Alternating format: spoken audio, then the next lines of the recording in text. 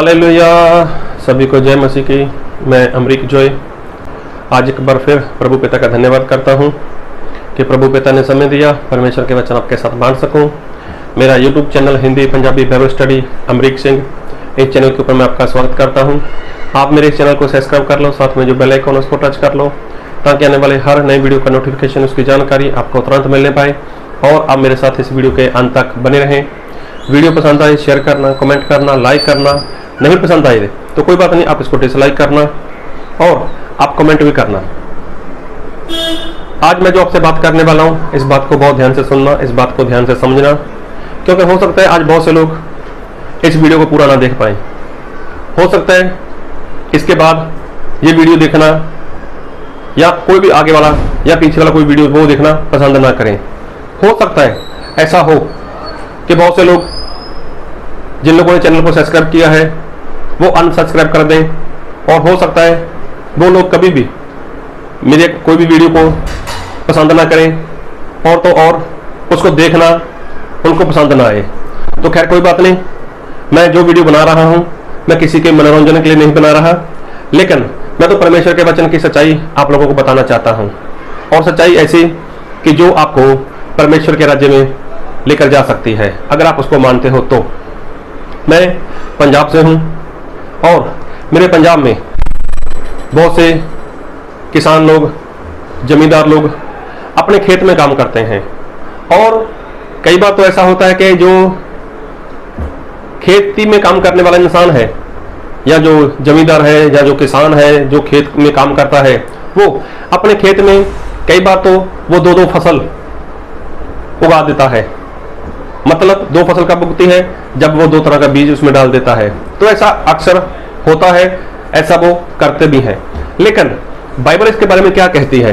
मैं एक वचन पढ़ूंगा आपके लिए, और मैं वचन पढ़ूंगा आपके लिए लेवीय व्यवस्था उसका 19 अध्याय और उसके 19 वचन।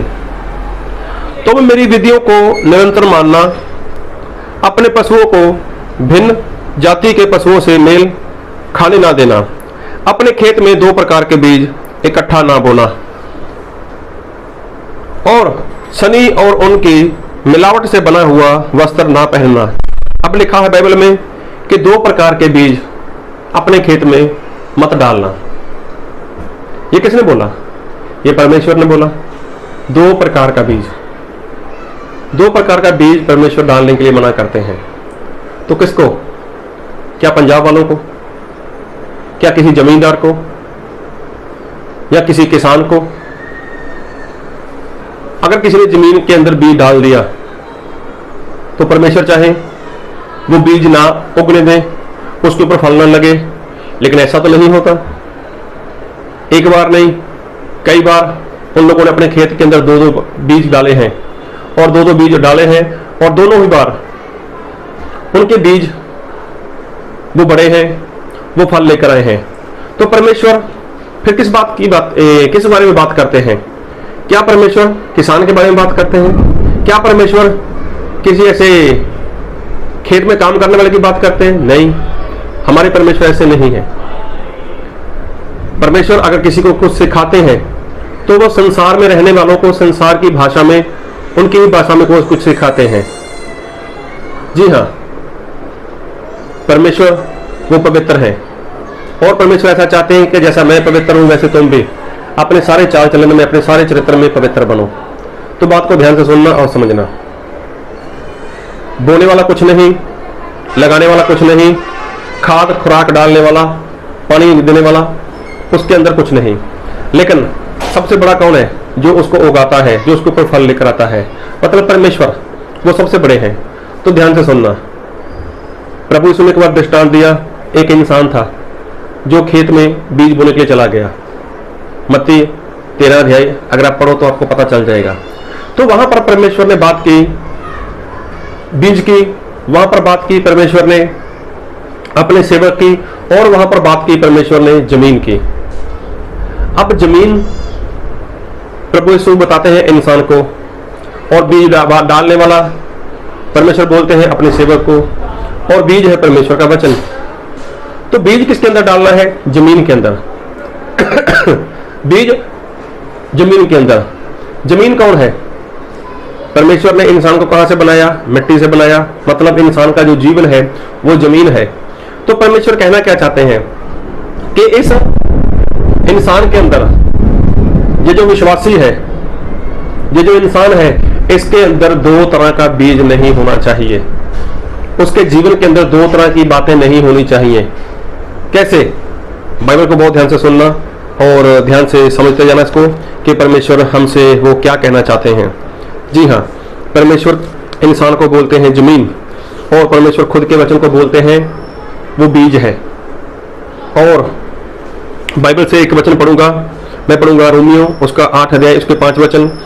क्योंकि शारीरिक व्यक्ति शरीर की बातों पर मन लगाते हैं, परंतु आध्यात्मिक आत्मा की बातों पर मन लगाते हैं। शरीर पर मन लगाना तो मृत्यु है, परंतु आत्मा पर मन लगाना जीवन और शांति है। क्योंकि शरीर पर मन लगाना तो परमेश्वर से बैर रखना है, क्योंकि ना तो परमेश्वर की व्यवस्था के अधीन है और ना हो सकता है, और जो शारीरिक दशा में है वह परमेश्वर को प्रसन्न नहीं कर सकता। यहाँ पर परमेश्वर ने दो बातें की, आत्मिक व्यक्ति के बारे में और शारीरिक व्यक्ति के बारे में। अब जो शारीरिक है वो तो शरीर की बातों के ऊपर मन लगाता है, जो आत्मिक है वो आत्मा की बातों के ऊपर मन लगाता है, और जो शारीरिक व्यक्ति है वो परमेश्वर को प्रसन्न नहीं कर सकता, क्योंकि वो परमेश्वर की व्यवस्था के अधीन नहीं होता और हो ही नहीं सकता। अब परमेश्वर ने दो तरह की बात की। आज ज्यादातर सेवक लोग आज ऐसा ही काम कर रहे हैं, वो दो तरह की बातें परमेश्वर के लोगों को सिखा रहे हैं। परमेश्वर की बात भी सिखाते हैं जो बाइबल में है, और संसार की बात भी सिखाते हैं।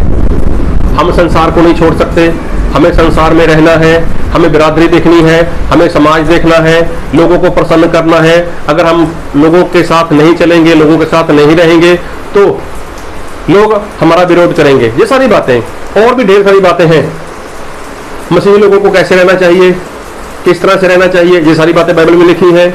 लेकिन कुछ लोग इन बातों के विरोध में वो संसार की बातें भी सिखाते हैं। और एक वचन पढ़ूंगा आपके लिए, याकूब उसका 4 अध्याय उसके 4 वचन। हे व्यभिचारियों, क्या तुम नहीं जानते कि संसार से मित्रता करनी परमेश्वर से बैर करना है। और अंत जो कोई संसार का मित्र होना चाहता है वह अपने आप को परमेश्वर का बैरी बनाता है। देखो, जो कोई संसार का होना चाहता है वो क्या बनाता है? अपने आप को परमेश्वर का बैरी बनाता है। तो देखो बाइबल स्पष्ट लिखा है कि संसार से मित्रता वो परमेश्वर से बैर है।